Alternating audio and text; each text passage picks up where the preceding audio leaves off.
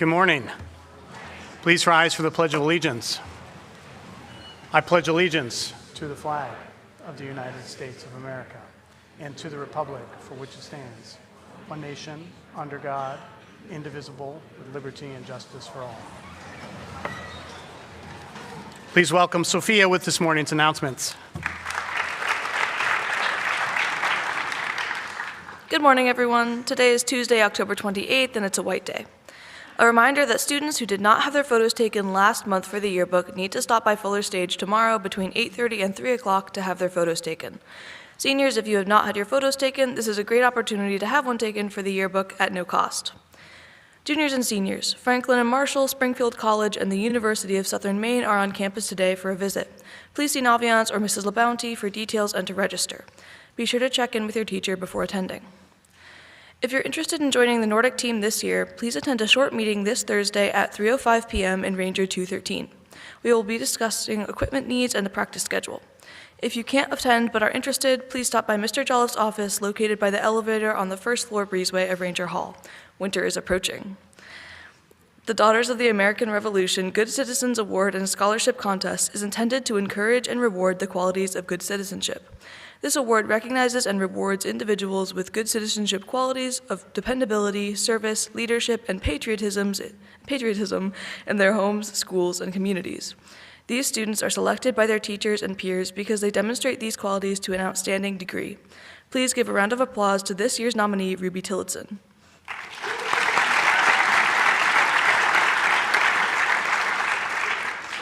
Ruby, please be sure to stop by the guidance office today. Congratulations to Chef B's Random Act of Kindness winners for the month of October. For the seniors, the Drew Advisory, juniors, the Keffer Advisory, sophomores, the Rolling Advisory, and for the ninth graders, the Eckhart Advisory. Advisors, your box of goodies can be picked up anytime after 7 a.m. on Wednesday morning. Happy birthday today to Sailor Hemond and Aiden Goji. Happy birthday.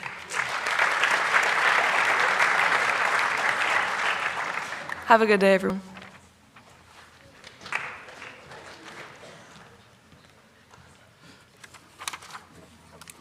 We have one late announcement. This past Saturday, senior Claudia Canuto sang in the National Association of Teachers of Singing's Regional Music Theater competition. She sang brilliantly in both levels of the competition and took second place overall among a highly competitive field. Congratulations, Claudia.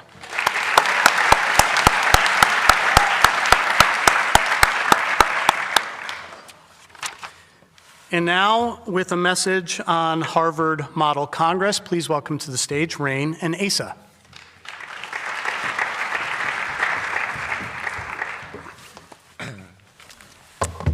Hi, I'm Rain. And I'm Asa. And we're here to tell you about a very special opportunity. Have you ever been curious about how the United States government functions but not known how to learn about it? Have you ever wanted to spend 4 days in the heart of Boston? Have you ever wanted an opportunity to meet other students with similar interests from all around the country? Did you know that you can do all these things this February at Harvard Model Congress? Harvard Model Congress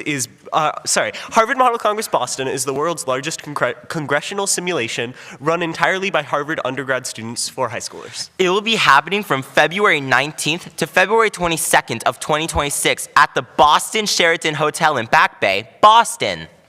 So how is this conference actually structured? In preparation for HMC, you will decide which committee you would like to be a part of. There are the House of Representatives committees, Senate committees, and special committees. House of Representatives and Senate committees simulate committees in the chambers of our legislative branch.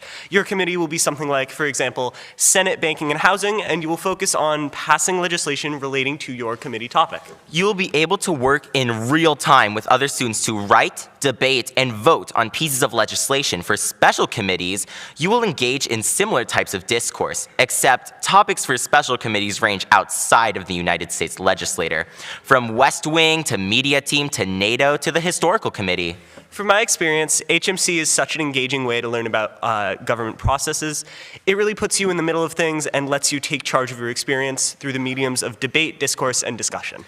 Additionally, I have so many incredible memories from being able to spend time in the beautiful city of Boston, such as walking to Chinatown, visiting the Boston Commons, the late evening runs to Wendy's.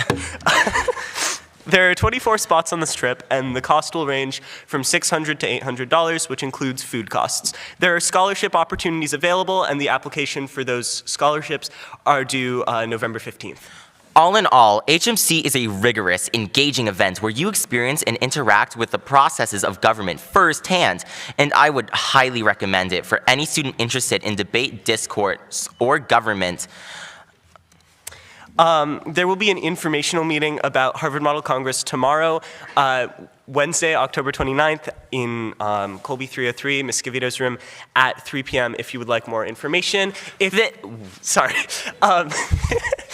If you cannot attend the meeting, you can reach out to me or Asa or Ms. Scavito or Mr. Cushman. Thank you. Thank you. I'm taking it.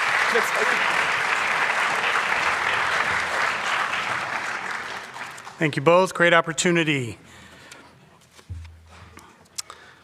It's now my pleasure to turn over the stage to members of the boys cross country team with a presentation. Boys cross country.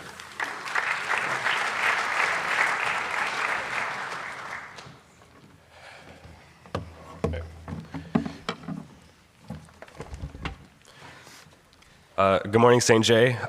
We are on the behalf of the boys cross country team. This is Joel, Michael, Micah, Manny, and Matt, and I'm Brian. And we're here to share some highlights of our season. So this year, our team competed in races across Vermont, and we traveled to major invitationals in Manchester, New Hampshire, and Saratoga Springs, New York. Our regular season ended at the Division I state championship meet in Thetford. So we had some great individual performances at the state meet. Joel Thornton Sherman led the team with an amazing second place finish. Brian placed 9th, John finished 12th, Micah was 13th, and I was 21st, putting 5 of our runners in the top 25. This was also backed by strong finishes from Michael and Matt. As a team, we came into that race defending a 4-year state title streak. We gave it everything we had that day, and while we came up just short, we are proud to have finished as the Division I runners-up to CVU. In addition, our team as a whole qualified to compete in the New England Championships, which will be held right here in Vermont in 2 weeks. We want to thank the entire school community for your support. Thank you to everyone who came to Thetford to watch us race, and thank you to all parents who cheered us on all season long. We also want to take a moment to thank a few specific people. To Chris, our athletic trainer, thank you for tending to all our injuries and keeping us healthy, as healthy as possible. To Ms. Higgs, thank you for being for your constant enthusiasm and encouragement every day. And to Chef Hale, thank you for being an official at the state meet. And even though you maybe weren't supposed to talk to us during the meet, but thank you for keeping us focused and giving us support on the line. Lastly, we would like to thank our coaches. To Mr. Keffer, thank you for always being there for us, providing support to every single runner on our team in every way that you could. And to our head coach, Coach Lejean, thank you for your leadership, for designing all of our training, and for pushing us to be better athletes and teammates every day. You built a program that every single person is proud of. We would now like to present the second place Division I trophy to the school.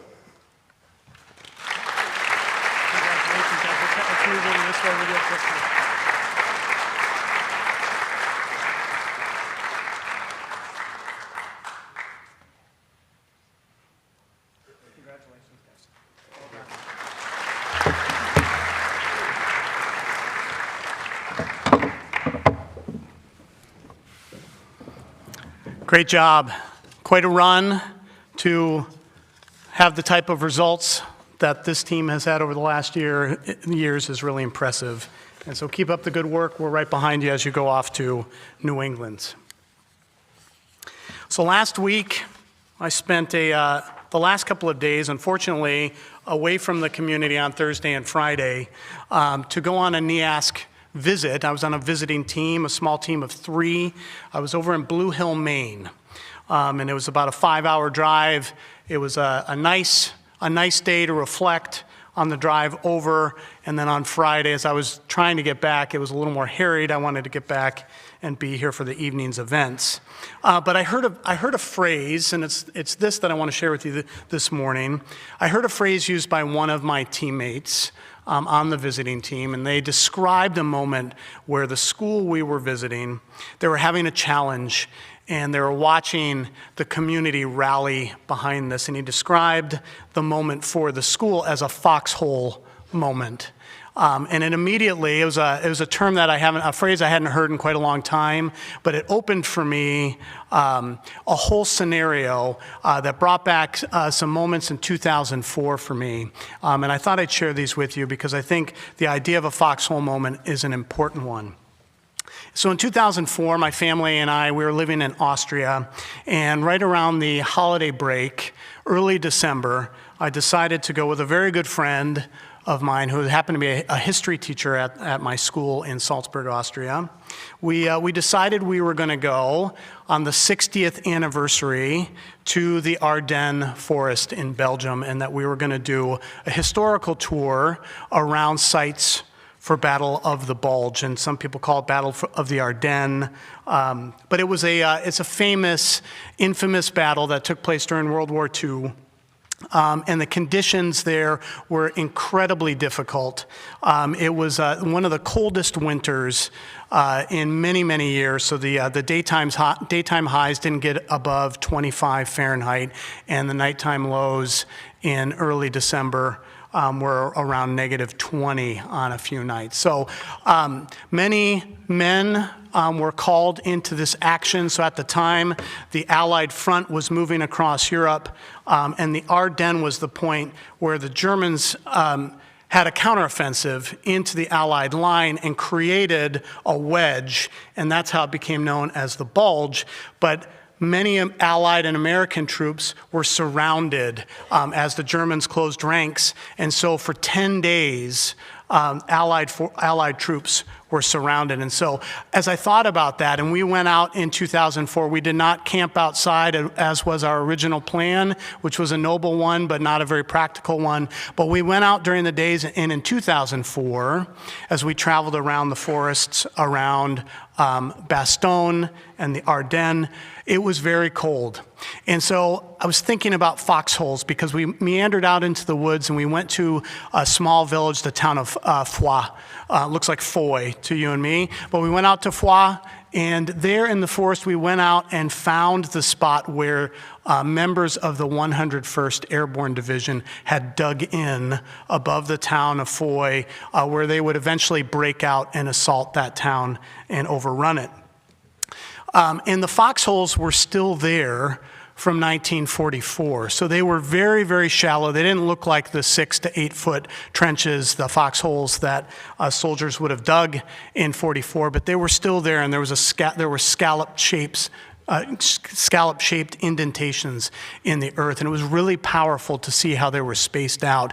And if you want to see at least a series that captures some of this, if you watch Band of Brothers, there are a few episodes that actually take place around Battle of the Bulge, and they highlight the terrific and terrible nature of what the troops on both sides would have experienced as shells would have come in and hit the trees above these foxholes, sending dangerous shrapnel all across where troops were hunkered down and dug in.